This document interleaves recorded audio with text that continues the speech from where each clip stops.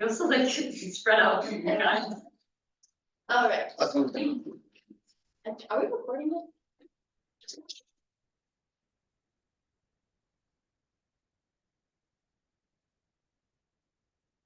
Okay. These are way better shape. Yeah. I'd like to call this meeting to order. We acknowledge that the local and teaching operates on the traditional territory of the Mutual National Nation people. And regrets for this evening, Director St. George and Director Rubinoff is in class, so don't be coming.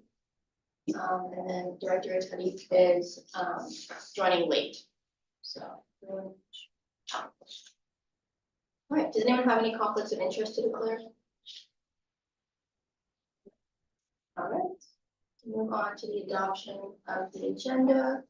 Can I get a motion that the Board of Directors adopt the agenda as presented? Motion by Director Russolo, seconded by Director Bouquet.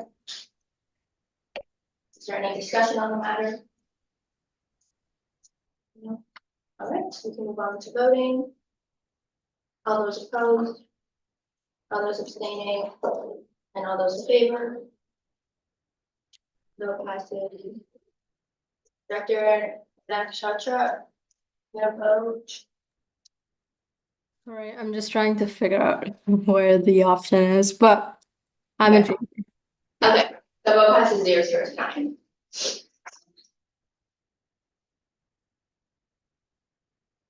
All right. We'll move on into the adoption of the consent agenda. Can I get a motion that the Board of Directors adopt the consent agenda, which includes the ELTC, compensation and benefits, and the ELTG, communication and support to the board. Motion by Director Rebecca, seconded by Director Ejon. Is there any discussion on the matter? All right, we'll move on to voting. All those opposed? All those abstaining? And all those in favor? And vote passes 0-0-9. All right, moving on to the meeting minutes approval from October 7th. Yeah, again, I thought they were really well done, so I think really need to change in the writing of meeting minutes. All right, can I get a motion that the Board of Directors approve the October 7th, 2024 meeting minutes? Motion by Vice Chair Hatzimichael, seconded by Director Bouquet. All right, is there any discussion on the matter? No. All right, we're into voting. All those opposed? All those abstaining? And all those in favor? The vote passes 0-0-9. All right, moving on to comments from myself. I don't really have any comments. Yours. Dean of Students is coming next meeting, November 4th at 7 p.m. So we'll be there. And if there are any questions or anything you have for him, he will be. I emailed him about like preparing like a little presentation. And then we'll do this. Yeah, other than that, just if you're not going to make it to a meeting, just make sure you please RSVP or send me your regrets. Yeah. All right, we can move on to comments from the President and CEO. Hey folks, sorry I was a little bit late there. Traffic was awful getting to this volunteer appreciation event. Not a ton new to update you folks on from the last meeting, but I did have that feedback meeting with Gabby. I think I mentioned that in my last update, but my written response to that one is in the agenda package. To that end, review and updates of employee policies, which you folks had mentioned are moving. Having meetings with Ian, Phil, and our human resources team last week and then into this week to try to get this approved and in effect as soon as possible. We're making some good progress. We're just about there.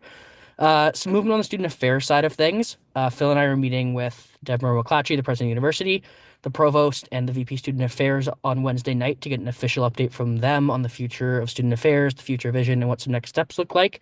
Once we have some more information we're able to share post that, we'll do that at a future board meeting. We're hoping that conversation serves as a kickoff to some renegotiations of the SAAA and some general movement on kind of future student affairs stuff. Beyond that, Phil and I met with the Milton Leadership Council last week, maybe the week before, and then again with their council chair today. Some follow-up with student affairs folks based on conversations with them, specifically around athletics and recreation. But by all accounts, things are going well in Milton, and the campus seems to be off to a good start.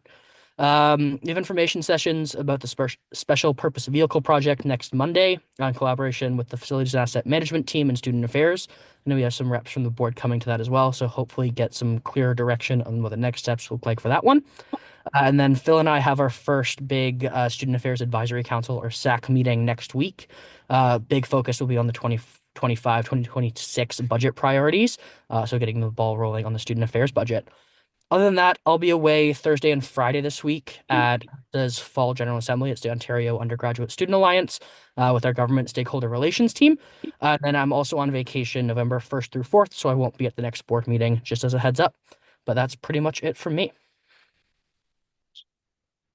Anyone have any questions for Glenn? No? All right, I just wanted to just make a note of what he's saying. So, the formal feedback that he provided the board is on page 48 of the agenda. And then also on page 43 is the list of non-compliances that the student union is currently working on developing. So those non-compliances were listed in the August meeting. And I just want to make a note that when Ben submits his like non-compliances, we have to make sure that we're looking through the agenda package to make sure that there's not like too many non-compliances. Just because if there is, he's kind of not doing his job, so we need to make sure, not that he's not doing his job, but just, we need to keep him accountable. That's our job as the board. So, yeah, just like in the August meeting, no one really mentioned that there was a lot of non-compliances. But it's kind of our job as the board to be checking them on our reports and making sure that things are being compliant. So just make sure like we're looking at the agenda package. All right, moving on to comments from the executive director and COO. Yeah, I don't have too much to add beyond what Ben updated everybody on. We look forward to hearing what Dr. McClatchy has to say on Wednesday. Hopefully it'll begin a productive conversation between partners. We shall see. Other than that, it's just kind of been business as usual. It was a very quiet meeting filled with whilst the students were away last week. We had a student affairs executive group meeting on the Wednesday, which kind of went over a bunch of the proposals that will be going to SAC on the 30th. I think on 30th, if it's not the 30th, it's the 31st. So hopefully that'll be an effective conversation with student affairs to kind of approve their budget for their budget submission, I should say, for the year 25-26. Other than that, business as usual. Welcome back. Perfect. All right, does anyone have any questions for Phil? Yeah. I remember at the last meeting, we talked about there would be some maintenance happening. Like cameras. Oh, yeah. So all the cameras inside the FNCC are officially up to speed now. They are, we're just waiting for ICT to kind of do whatever it is that ICT does with those cameras. But yes, that work is now finished. They literally finished today. If you would come in literally about 4 or 5 hours ago, that would have been in pieces hanging from the ceiling. But everything is hunky-dory, and hopefully ICT is able to flip that switch and get that system up and running as soon as possible. Nothing to apologize for. What about, I know, we also talked about, the bands that we can buy. Yep. So we have ordered them. They are not on premises yet, and so Tony Massey, who's leading that project, has to do a very careful dance in terms of returning them, because we are using Brant Honda, so getting the Waterloo van there to trade in to get the other van to come back will be a bit of a balancing act, but we still don't have a delivery date in mind yet. So the Hawk Walk programs that would be impacted by that shouldn't be impacted anytime soon. Yeah. If it's all right, can it's been your student advisory committee? With the Student Affairs Advisory Committee? Okay, yeah. So that's our bad. First of all, the C stands for council, which is our bad because I say committee on that a lot. So every student at Laurier pays a comprehensive student services fee. And the accountability for that fee, is monitored by a group called the Student Affairs Advisory Council. And essentially that money pays for a significant percentage of the student affairs budget.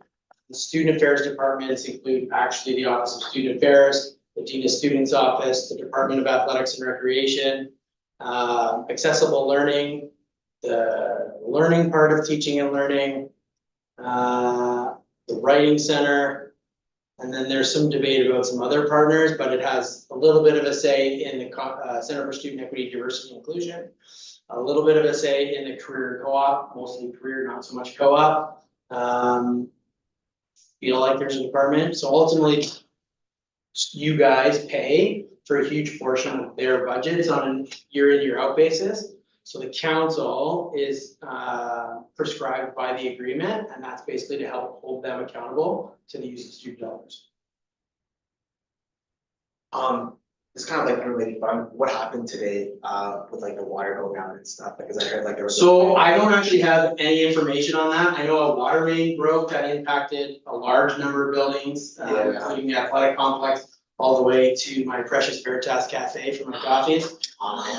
So they're in the process of, that's an emergency, so they'll be Yeah. working on that probably through the night to get that Okay. fixed. Yeah, No idea when that'll happen. yeah, Yeah, what's that? They sent an email 4 minutes ago saying they're resolved. Okay, that's fantastic. Yeah, they were putting dirt in the hole when I walked past. Amazing. There you go. So everything should be up and running in terms of essential services over there, effective immediately. So the dining hall, sorry, the fresh food company shouldn't be impacted. And then it should be business as usual tomorrow. There you go. It was devastating going for a coffee this morning. So was that open? Like it was massive, right? So the answer is yes, and I think they had some hiccups, but I don't 100% know how they executed that, because while they were dealing with that problem, we had a couple of fire alarms in our building here in Waterloo. Which was its own little adventure, and they had their hood vents and Harveys cleaned this morning and then forgot to turn them back on. And so when they were using the grills, it created smoke, and smoke created fire alarms, and fire alarms brought fire trucks. So yeah, today's been a weird day. I'm surprised how many things were affected, because I live on Ezra and like there was also power outage in the morning too, so. Oh, I wow. thought that was just an Ezra thing, but I learned that it happened to multiple parts around campus, and I'm like, it must have been a very big, Yeah, I got in at 8:30, there was no problem, so I wasn't impacted by that, thankfully. Yeah, that's a weird day, full moon kind of weird day. I don't know if there's a full moon today, by the way. Yeah.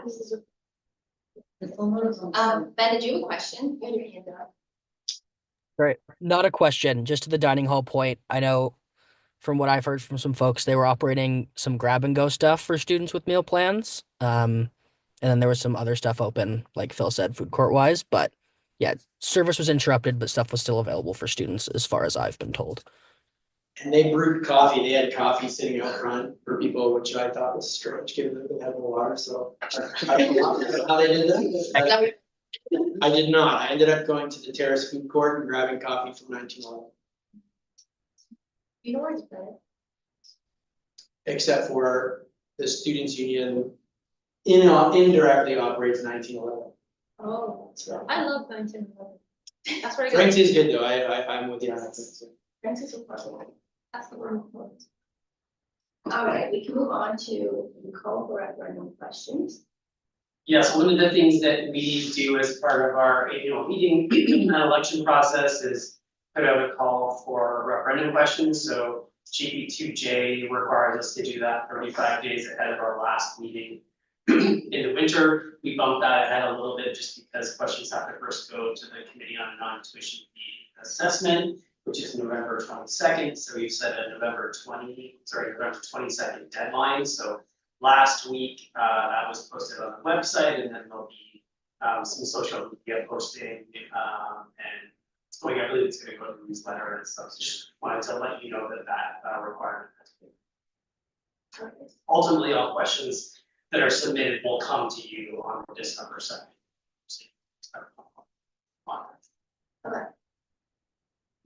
Does anyone have any questions about that? Alright, so we can move on to the Milton Constitution change.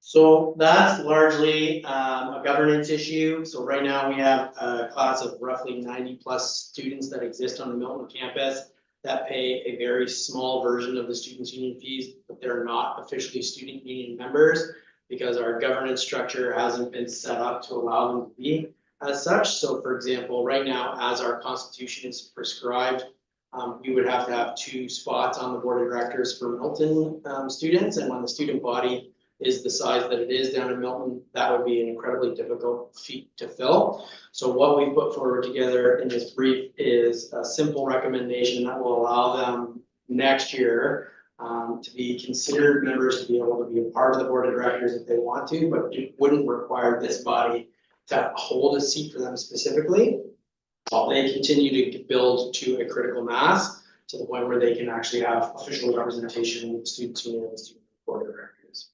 So the big change being put forward is just a small change of language of the constitution that would allow them to be able to, for all intents and purposes, members of our organization officially, be able to run in the election, be able to vote in the election, but wouldn't require them to be a part of the board of directors until there's a time where they have a student body of significant size. So, sorry, did you say they are paying censor fees? So they pay a Milton student support fee, which is a partial fee of a little bit of all of our fees. So it's they basically pay, I think it's $19.20 per term, which is a dramatically lower price than what they get. So we do support them on a number of fronts, but they don't officially pay any of our membership fees. So they're not technically considered members of the students' union. Is it just because they can't like get the benefits of what the students do? Yeah, it's too hard logistically to be able to have a presence on their campus and be able to provide them with all the things that they would be getting if they were full-fledged members. So what does everyone think about the changes? They're in the agenda package. Page 52, there's 4 different lines that are proposed to be changed. And just to clarify how it would work practically is that the constitution change would need to happen by a referendum, so depending on the wording, there's no decision required tonight. Just some kind of general feel in terms of what people think is the right direction, and then that question would come back on December 2nd for you to approve. The policy manual changes you can do at the board table. We just recommend waiting until after the referendum to make those changes. So, there's no sense changing it if the referendum hasn't passed, but it's primarily a procedural change, but any constitutional changes require. So that's just their. That's the only one that has. Yeah, and so for the purposes of today, it's just to kind of discuss. If you guys have any questions, we can answer them. See where we go, but we won't have to make decisions. Does anyone have any? So I was looking through this and my little is that originally trying to limit or not necessarily limit, like add members on the board, and we're having these like requirements for sort of a number of different and my idea was like this because of the population. So like you know how we have like 2 members for each campus and half the campus. It's like open to all. Like, and then for Milton it's just like case where there's no person. So what if we sort of change the wording and then I just made it like equal or like proportionate to the population of students? So we can say that as Milton, as in the population rate is right now in Milton, 1 student is not connected, but as the population grows, at some point, we already will have like a mandatory, or at least 2 seats in that. Can we like have the wording that says that? So then it's like, clear, nothing, because now it's just like, okay. So right now it's very prescriptive. If they start paying full freight fees, we would have to hold 2 spots on the board of directors for them. So what we're proposing is a version of what you're talking about, where it would allow them to participate as they see fit without requiring and handcuffing the board to have those 2 positions. So the 12 people, we would, right now we're required 2 of the 12 at minimum have to be from Brantford. And so 2 of 12 would have to be from Milton at minimum as it's currently written. So to answer your question, Absolutely, yes, there are things that we can do with the wording to kind of try to make it a little bit more representational. But need to be very, very careful, about the requirements of the proportional trap. So, yeah, definitely happy to have that discussion when we start to kind of craft stuff. But it would be something that we would have to approach with caution, but for sure, that's an excellent point.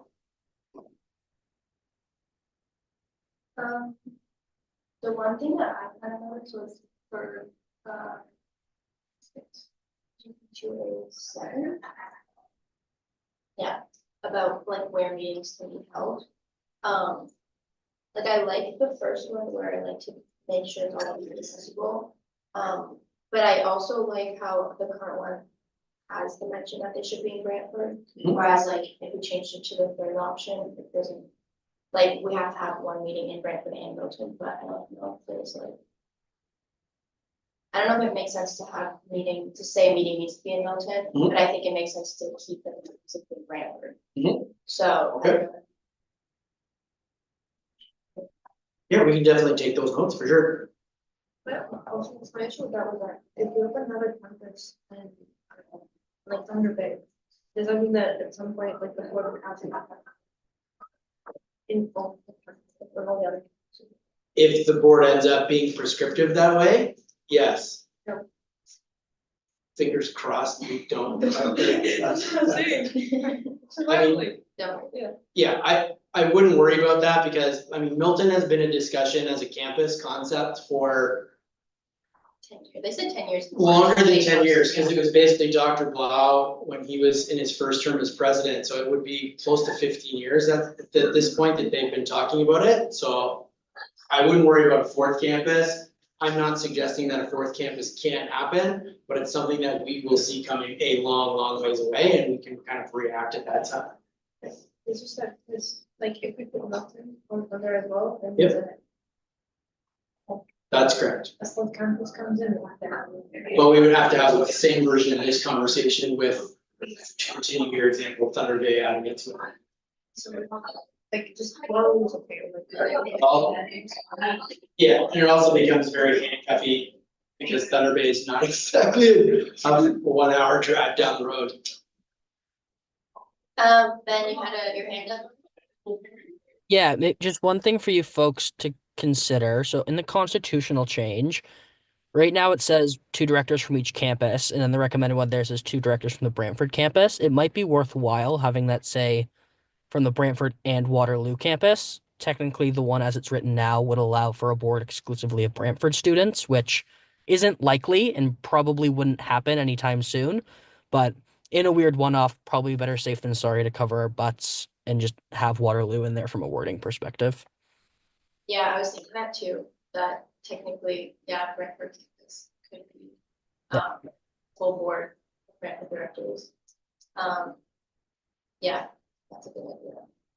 I don't know if that's like necessary though, I don't know if you think that. Again, it's very similar to the previous discussion. It's something to consider for sure. And just can be part of the conversation. We can make note of that for sure. Just because the current one technically also could be on. Yep. I mean, logistically and statistically, I find that impossible, but just because of the sheer size difference, but yeah. Does anyone else have any feedback or anything? Yes.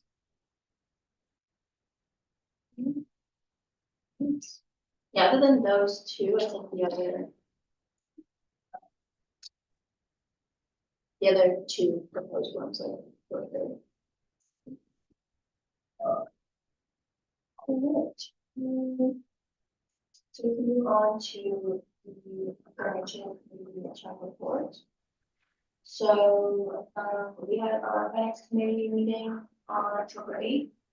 And we just went through the, like the executive policies relating to financial performance.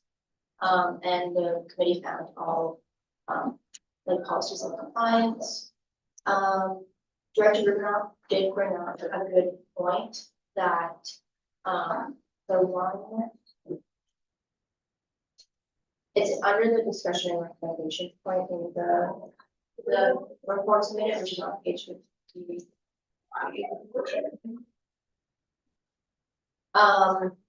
So we were talking about, so EL2D, I think it only, so EL2F, under 5 ABC states that the student union must find comparative prices for purchases over $5,000. But right now, the board only needs to be made aware of purchases over $10,000. So we, had kind of like, we just thought that maybe we should be made aware of purchases over 5,000, just so that we could be making sure that the student union is finding those comparative prices. Yeah, and then also it first got brought up because we thought 10,000 was a little bit too high. And we thought like making big purchases of even $5,000 is like a big amount as well. And then it kind of looped into the fact that the other policy, which mentions the board for the student union have comparative prices, but how is the board supposed to like check if they're getting comparative prices if you don't actually get to see those purchases being made? So we just wanted to kind of talk about this. I don't know, from like a policy standpoint, for what you guys like think can happen. So I think that it's a lot of policy thoughts. Okay, sure. Either one. We also invited young Chris here, Director of Finance and Administration, to answer any questions in that regard. But Ben, I'll let you take the floor. Yeah, Phil and Chris might be the subject matter experts here, so I'll keep it short. Totally get where you folks are coming from. I guess kind of from our perspective, most of the kind of the compliance piece with that comes through my monitoring reports. So it's kind of on me to make sure that we're staying consistent with getting those quotes. So that's work that I'm actively doing and then conveying to you folks through monitoring reports. For your knowledge, from like an internal control perspective, anything we're buying, any purchase of $5,000 or more coming through any of our committees or clubs comes directly to me for approval. So I have eyes on everything that high to to kind of make sure we're in line with that stuff. So there is some internal control aspects there. Chris can probably give a little bit more detail on this. I know $5,000 probably sounds like a lot of money. In the grand scheme of things, that is 0.05% of our operating budget, maybe a little bit less. And we're talking somewhere in the neighborhood of hundreds of transactions that are breaking that $500 threshold. So there's a lot that goes into that. It would probably be pretty onerous on the board to be approving that. That over 10K report now is pretty digestible, and over 5K report would be less digestible, we'll say. But yeah, completely understand where you folks are coming from with it, but there are kind of checks and balances in place right now that deal with that. And I think the other point that I would make is on that policy, correct me if I'm wrong here, but there is a clause in there that says we go and get those competitive quotes unless we're going with a vendor who's on our basically an approved vendor list or preferred vendor list. So folks we have existing relationships with who we know we're getting competitive prices from.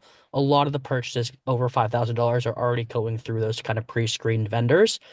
So a lot of it would just come down to that. But I'll hand it over to Chris or Phil if they have stuff they want to add or points they want to make on that front. Well, I would just add to Ben's point around the volume. So our budget right now is in the $12.5 million range for a fiscal year. So the current 10K list, I don't have it in front of me right now, but I think when it was approved by the board as part of the last budget package, had 40-ish items on it. I just did a rough review of if we had to go to the 5K list, and we'd be in the 200 to 300 range of listed items that would have to go through your approval. And again, to Ben's point, it's very small. Each one is a very small component of the budget. So again, it just adds a level of complexity that I'm not sure the board is set up to or required to review at that level of detail. Yeah, that makes sense. We didn't want to get approval like power over 5,000. We stick with the 10,000. We just wanted to, but like Ben said, like he said, he puts the comparative prices in his like monitoring reports. Or you, like, I don't know if you do that. You mentioned monitoring reports and comparative prices. Yeah, so I'm not necessarily putting like the quotes of everything we're getting in that monitoring report, but that monitoring report speaks to the process that me and my team are following day to day to make sure we're staying in compliance with that policy, which is kind of where the proof that we are in fact in compliance with it comes from. It's not dissimilar from any other monitoring report we're submitting to you folks. Like if you think about the hiring ones, for example, we're not necessarily submitting our detailed interview notes for every interview we go through for a posted position, but we are providing proof that there's a process that we're following to make sure we're maintaining compliance. So from a monitoring perspective, it's not vastly different. Okay. And what do you guys think? I think like what you're saying makes sense, and I think, it was just kind of a point that we brought up, maybe we just needed more clarification about it. But what you guys are saying makes sense, and you don't wanna like cause a lot of unnecessary like work and stuff that isn't really worth it. So, do you guys have any thoughts about? Like, when I was reading this, I think there were a lot of things that I think it's gonna help, like. But that didn't work effectively with that point, and so that was the added extra work that. Being against me, but also at the same time, it's that. Being informed. But I think, yeah, it's not like we're not being, like, we're being uninformed because they do have the monitoring reports. So I think, as long as like we make sure that the monitoring reports are. Should be fine. You guys know. So. Okay. All right, well, yeah, that was just a for discussion point, so just wanted to, that was just something the finance committee talked about, so just wanted to see what everyone's thoughts were on it. But yeah, so based off of just finding, the other policies compliant, and we also found that, I guess there's no changes need to be made to the policies. So, if there's nothing else to be said about it, I guess the board can accept the finance committee's midterm report. So can I get a motion that the board of directors accept the finance committee midterm report? Motion by Director Blumenthal, seconded by Director Godsey Shaw. All right, is there any discussion? No. Okay. Yeah, I just want to say thank you, Chris and Ben, for giving your like outlook on it and your I'll definitely talk. I know Griffin and Daniel aren't here, so I can talk to them about it because we were the ones that kind of brought it up. But yeah, all right, so we can move into voting. So all those opposed to accepting the report, all those abstaining, and all those in favor. Vote passes 0 to 10. No. Yeah, Director Nakasha, do you have a question or just? All right, we can move on. All good. Okay, great. We can move on to the ownership linkage committee report. So this one was prepared by Daniel. It's at the end of the package. I don't know if you work on it a little bit. Yeah, Do you want to just kind of go over? I don't have, can you, like, Daniel and I had a Zoom call, we worked on it together, but he has physical report as well. Oh, Yeah. it's at the end of the agenda package. It's D5, I think. If I can go over, like, what we. I just messaged Daniel to see if we can just say. So. Yeah, he said you guys planned the food for November. Yeah, it should be in the first week of November. I think it was on the Tuesday. Yeah, okay. Did you book it? I think Daniel did, yeah. Okay. He said he was gonna message, whoever that is. Oh, okay, perfect. Okay, good. Yeah, so we've done that. And then, yeah, we talked about what we're going to do now, and I think that was student advocacy. Okay. Yeah, just reading what Daniel messaged me, yeah, so the food, and then also, he sent a message to the directors about any time. So we can all go for that in our emails, and then.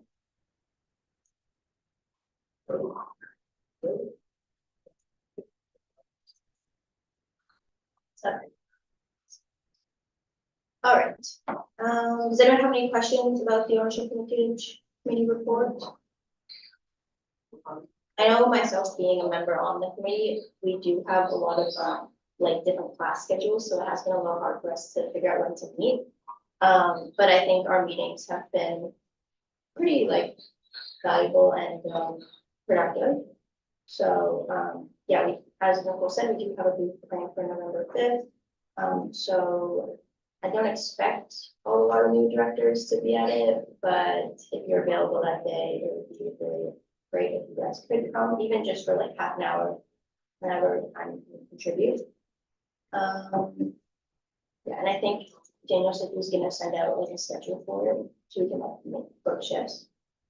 But we still have like 2 weeks for that. So, yeah. All right, do you have anything else you want to say? I don't think so. One of the things I guess that I could touch on is, Daniel and I want to figure out a way to, have us meet with more of the community.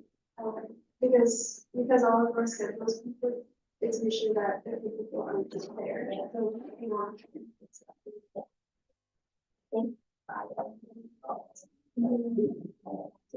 Who's on the committee? You good? Okay. Yeah, and then Jennifer Payne's on. Okay. So when they send out an email about meetings, make sure you respond. All right, so the board needs to accept the ownership of the convention board. So can I get a motion that the board of directors accept the ownership of the community midterm report? Motion by Director Solo, seconded by Director Spiritually. Is there any discussion on the matter? Moving to voting, all those opposed? All those abstaining? And all those in favor? Vote passes 0 to 10. All right, so that's good. All right, is there any announcement? I don't think so. It is worth noting that the men's football team is on a bye this week, and they have their first playoff game November 2nd. And then if they are successful in that game, they will be moving on to the Yates Cup, which is the Ontario Finals. Here at Laureate, 2 weeks in a row, which could be very exciting. I haven't been 8-0 since 2005, the last time we went to the NBA Cup, which can be a very exciting time.